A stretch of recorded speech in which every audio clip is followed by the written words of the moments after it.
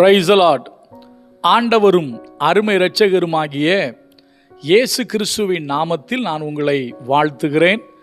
மறுபடியுமாக கர்த்தருடைய பரிசுத்தம் உள்ள சன்னிதானத்திலிருந்து கர்த்தருடைய பரிசுத்தமான வார்த்தைகள் மூலமாய் உங்களை சந்திப்பது மிகுந்த மகிழ்ச்சி. ஆண்டவருடைய பெரிதான கிருபையினால இந்த வாரம் நாம் தொடர்ந்து தியானித்து கொண்டு வருகிற காரியம் புருஷன் வீட்டில் இல்லை.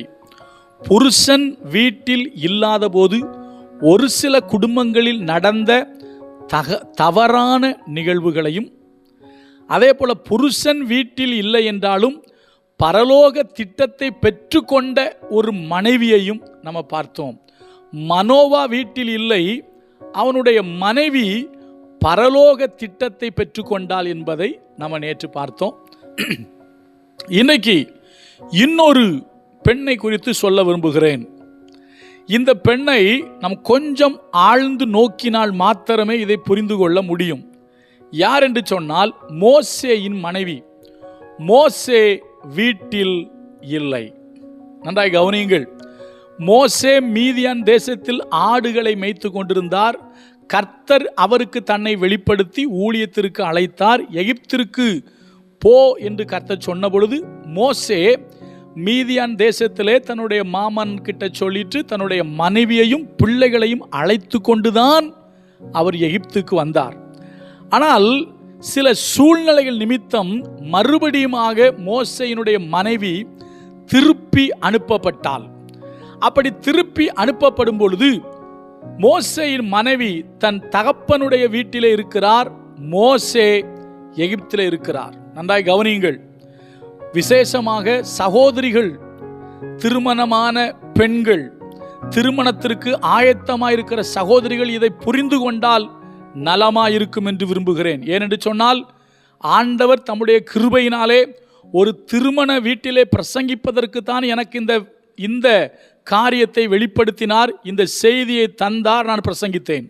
நன்றாய் கவனியுங்கள். புருஷன் வீட்டில் இல்லை. யாரு? மோசே இப்பொழுது தன்னுடைய மனைவியோடு இல்லை. மோசே எகிப்தில் இருக்கிறார், அவருடைய மனைவி மீதியான் தேசத்தில் இருக்கிறார்கள். ஆனால் என்ன நடந்தது? இதில் நமக்கு ஒரு செய்தி சொல்லப்படுற செய்தி என்ன? நன்றாய் கவனியுங்கள். மோசே எகிப்தில் இருக்கிறார், மோசேயின் மனைவி மீதியான் தேசத்தில் இருக்கிறார்கள், பிள்ளைகள் இங்கே இருக்கிறார்கள். ஆனால் எகிப்து தேசத்தில் நடக்கிற நிகழ்வுகள் மீதியான் தேசத்தில் இருக்கிற மோசேயின் மனைவிக்கும் அவள் குடும்பத்துக்கும் தெரிகிறது. எப்படி தெரிகிறது? வாசிக்கிறேன் பாருங்க. யாத்ராகமத்தின் புஸ்தகம் 18வது அதிகாரத்தில் 1ஆம் வசனத்தை வாசிக்கிறேன். யாத்ராகமோ 18:1.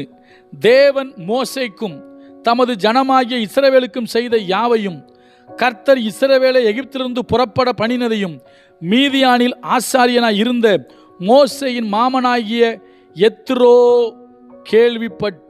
கேள்விப்பட்ட போது, மோசேயின் மாமனாகிய எத்ரோ மோசேயினால் திருப்பி அனுப்பிவிடப்பட்டிருந்த அவன் மனைவியாகிய சிப்போராளையும் அவளுடைய 2 குமாரரையும் அழைத்து கொண்டு அவர் மோசேயினிடத்திலே வருவார்.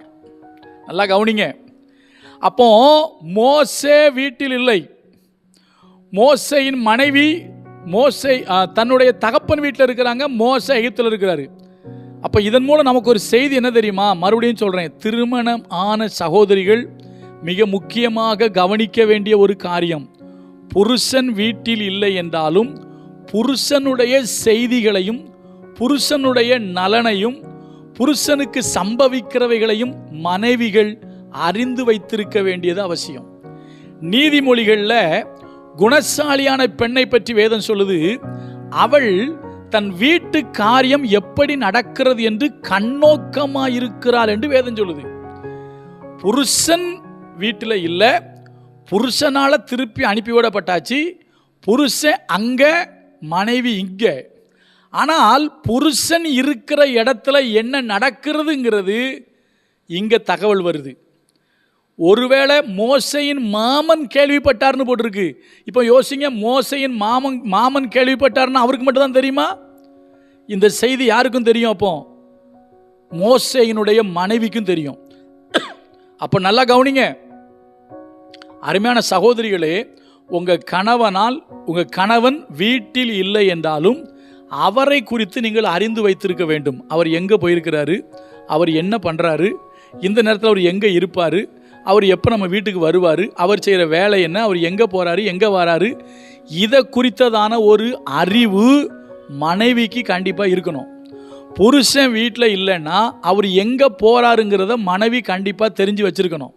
இன்றைக்கு சில மனைவிமார் இருக்காங்க, நல்லவங்களாக இருந்தால் பிரச்சனை இல்லை. ஒருவேளை உங்கள் புருஷனை குறித்து உங்களுக்கு அந்த ஒரு அறிவு இல்லை அப்படின்னா தயவு செய்து உங்களை நீங்கள் மாற்றிக்கொள்ளுங்கள்.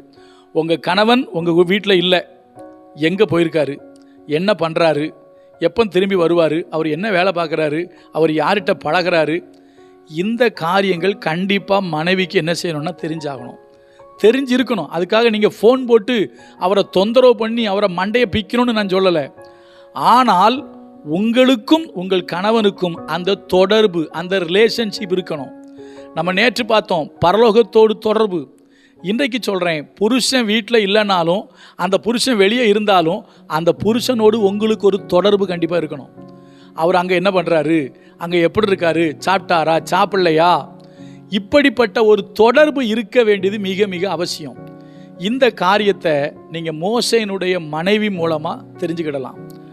ஏன்னா மறுபடியும் சொல்கிறேன், எகிப்தில் நடந்த சம்பவம் இங்கே தெரிய வருகிறது.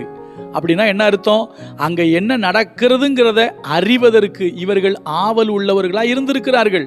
அப்போ யார் மூலமாகவோ அதை கேட்டு தெரிஞ்சிருக்காங்க. அப்போ புருஷன் எப்படி இருக்கிறாரு, என்ன பண்ணுறாருங்கிறத தெரிஞ்சுக்கணுங்கிற எண்ணம் பொண்டாட்டிக்கு இருக்கணும், மனைவிக்கு இருக்கணும். சில மனைவிமார் இருக்காங்க, அவர் எங்கே போனால் என்ன, எங்கே வந்தால் என்ன, எனக்கு சாப்பாட்டுக்கு கொடுக்குறாரு, துணிமணி எடுத்து கொடுக்குறாரு, பிள்ளைகளுக்கு ஃபீஸ் கட்டிடுறாரு, அவர் என்ன பண்ணால் எனக்கு என்ன. இது நல்ல குடும்பத்துக்கு அழகு அல்ல. சரியா? இன்னும் பெண்கள் இருக்காங்க, ஏபேர் வீட்டில் இல்லாத பொழுது யாகேல் சத்துருவை கொன்றாள். அதுக்கு ஒரு பெரிய சரித்திரமே இருக்குது, அதனால் அதை இப்போ பேச முடியாது. இப்படி சில பெண்கள், நல்ல காரியம் செய்த பெண்கள் இருக்கிறார்கள் புருஷன் வீட்டில் இல்லாத போது. கர்த்தர் நல்லவர். இன்றோடு நான் இதை நிறைவு செய்கிறேன். உங்களுக்கு ஒரு அன்பான வேண்டுகோள், உங்கள் புருஷன் வீட்டில் இல்லை, அவர் வெளியில் இருக்கிறாரா, அவரை குறித்த செய்திகளை நீங்கள் அறிகிறவர்களாக இருக்கணும். அவர் மீது உங்களுக்கு அக்கறை இருக்கணும். அவர் வெளியே இருக்கிறாரோ, எப்படி இருக்கிறாரோ, என்னவோங்கிறத குறித்து உங்களுக்கு ஒரு பாசமும் கரிசனையும் கண்டிப்பாக இருக்கணும். கர்த்தர் நல்லவர், அவர் கிருபை நம்மில் என்றும் உள்ளது. அடுத்த வாரம் நமக்கு ஆண்டவர் என்ன சொல்கிறாரோ அதை தியானிப்போம். God bless you.